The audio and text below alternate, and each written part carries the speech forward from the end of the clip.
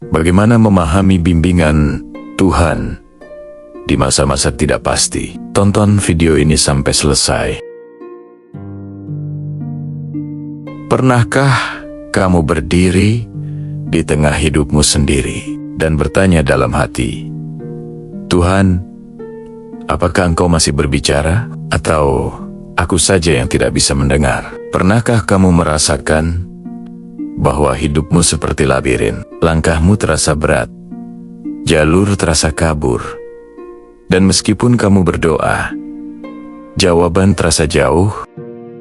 Dan pernahkah kamu bertanya, bagaimana sebenarnya cara Roh Kudus berbicara di dunia nyata? Pertanyaan-pertanyaan itu tidak asing. Semua orang percaya di titik tertentu mengalaminya. Hari ini kita akan menyelam jauh, bukan sekadar teori, bukan sekadar ayat, tetapi perjalanan 60 menit untuk memahami bahasa roh, membedakan bimbingan Tuhan, dan menyingkap apa yang sering tertutup oleh kebisingan dunia. Sebelum kita masuk, izinkan aku bertanya, bagaimana jika selama ini Tuhan justru sedang berbicara, tetapi kamu tidak tahu bahwa itu adalah Dia? Bagaimana jika dorongan kecil yang kamu abaikan, kegelisahan halus yang kamu rasakan, atau kedamaian yang tiba-tiba muncul, itu sebenarnya adalah Roh Tuhan yang berbisik di ambang hatimu? Dan bagaimana jika kamu bisa belajar peka, belajar membedakan, belajar mengerti tanda-tanda halus yang sering kamu lewatkan? Bayangkan hidup di mana setiap langkah terasa terarah, setiap keputusan ditemani damai sejahtera, setiap musim hidup dijalani dengan keyakinan bahwa Tuhan memimpin. Itulah perjalanan kita hari ini. Bagian 1, ketika Anda berada di ruang gema keraguan. Mengapa manusia sulit mendengar suara Tuhan? Sebelum membahas bagaimana Tuhan berbicara, kita perlu memahami mengapa kita sering tidak mendengarnya. Yang pertama, karena bisingnya dunia dalam. Secara ilmiah otak manusia memproses lebih dari 6.000 pikiran per hari, microimpuls emosional setiap menit, dan respon insting survival yang terus aktif. Akibatnya, batin kita seperti ruangan penuh gema. Ketika kita khawatir, ketika kita takut, ketika kita perfeksionis, ketika kita merasa tidak cukup, pikiran kita memantulkan suara-suara itu seperti ruang sempit yang menjerit. Dan di tengah gema internal itu, bisikan Roh Kudus yang lembut menjadi tertutup. Yang kedua, trauma, luka, dan kenangan. Ada suara-suara yang tidak berasal dari Tuhan, tetapi terasa sangat meyakinkan. Jangan percaya, kamu tidak layak. Apa gunanya berdoa? Kamu pasti salah dengar. Ini bukan suara Tuhan, ini adalah bayangan dari luka masa lalu. Trauma membuat otak manusia bekerja dengan pola bertahan, bukan mendengar. Yang ketiga, ekspektasi yang salah. Kadang kita ingin Tuhan berbicara dengan suara keras, tanda dramatis, mimpi yang jelas, atau firman spesifik. Padahal Roh Kudus sering bekerja melalui dorongan batin, firman yang muncul tepat waktunya, kedamaian batin, atau kepekaan yang kamu tidak bisa jelaskan. Karena kita menunggu petir, kita melewatkan bisikan.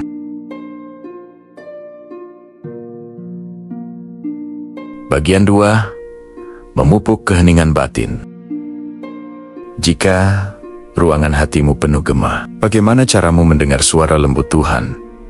Jawabannya adalah keheningan batin.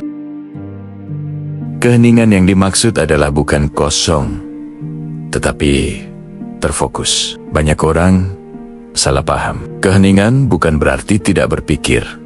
Keheningan adalah mengatur ulang frekuensi. Secara neurologis, saat manusia tenang, gelombang otak turun ke alfa, sistem limbik stabil. Bagian otak yang mengolah intuisi menguat, tubuh memasuki mode mendengar. Tuhan sudah tahu desain tubuhmu, karena Dia yang menciptakannya. Keheningan adalah alat yang sengaja ditanamkan Tuhan, agar kamu bisa mendengarnya. Dengan metode sederhana, untuk membangun keheningan batin, lakukan perlahan, 1-2 menit per langkah. Tenangkan napas, mengatur napas, menenangkan sistem saraf. Lepaskan kekhawatiran. Saat kamu berkata Tuhan, pegang ini. Tekanan psikologismu menurun, fokus pada hadiratnya. Bukan memaksa Tuhan bicara, tetapi membuat ruang untuknya. Dengarkan. Bukan ide, bukan pikiran, tapi keberadaan. Disinilah suara roh mulai terdengar.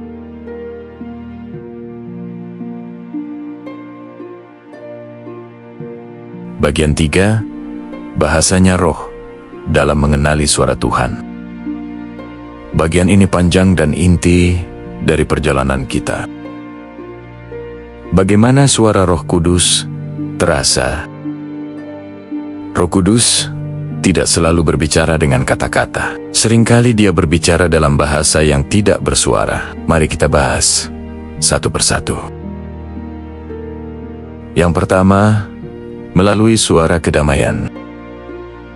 Kedamaian adalah tanda paling kuat. Ini bukan tenang karena situasi, tetapi tenang yang melawan situasi. Kedamaian ilahi menenangkan sekaligus mengarahkan. Yang kedua, dorongan halus. Terkadang roh berbicara seperti ini. Pergi ke sana, tahan dulu, hati-hati, hubungi dia. Maafkan, tunggu. Ini bukan pikiran biasa, melainkan dorongan dari roh, terasa bersih, jernih. Yang ketiga, firman yang tiba-tiba hidup. Saat ayat Alkitab terasa hidup, menonhol, relevan, menghibur, atau menegur, dan muncul berulang. Itu adalah cara Tuhan berbicara. Yang keempat, kepekaan emosional yang kudus. Tuhan bisa berbicara lewat rasa gelisah yang tak bisa dijelaskan, beban untuk mendoakan seseorang, kepekaan bahwa ada sesuatu yang salah. Emosi manusia bisa menjadi alat roh. Yang kelima, pintu yang tertutup terbuka. Tuhan menuntun bukan hanya lewat kata, tetapi lewat arah hidup. Pintu tertutup bisa menjadi perlindungan. Pintu terbuka bisa menjadi panggilan. Yang keenam, kepekaan yang makin tajam. Semakin kamu merespons, semakin kamu mengenali suaranya. Seperti hubungan manusia, makin dekat, makin paham nada suaranya.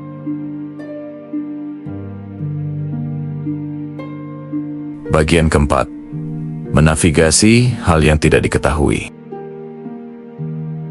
Roh Kudus tidak memberikan peta lengkap, Dia memberikan petunjuk langkah demi langkah. Kenapa? Karena Tuhan lebih tertarik membentuk karakter daripada memberimu detail. Perjalanan iman mengasah pendengaran. Ketidakpastian bukan musuh. Ia adalah ruang bagi kepekaanmu bertumbuh. Jika Tuhan memberi peta lengkap, kamu tidak perlu mendengar suaranya lagi. Tuhan jarang berbicara jauh ke depan.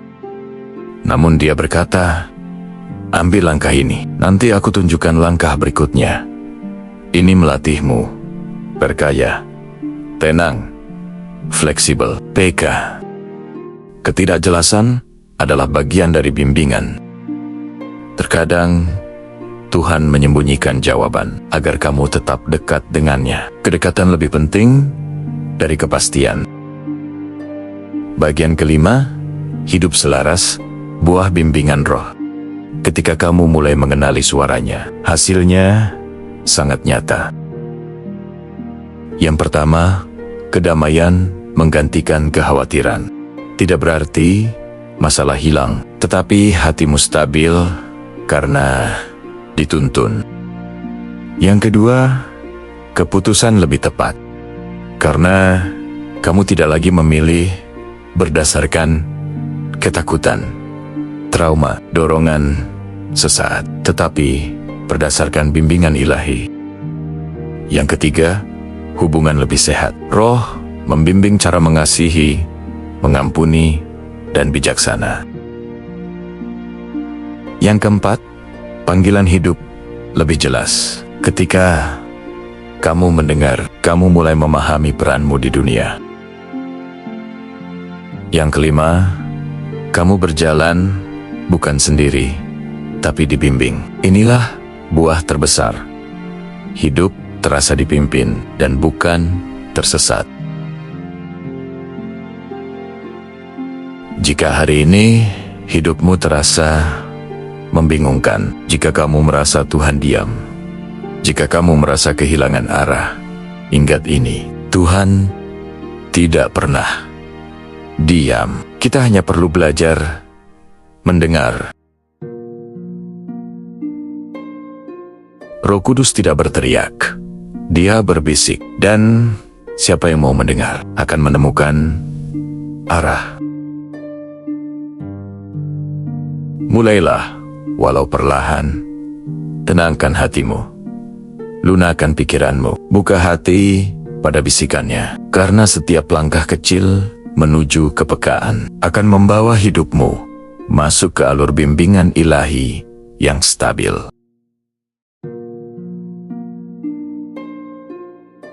Dari hari ke hari, dari musim ke musim, hidupmu akan bergerak, bukan oleh kebingungan, tetapi oleh tuntunan. Ingatlah, hidup bersama Tuhan bukan perjalanan tanpa suara. Itu perjalanan penuh bisikan yang menuntun.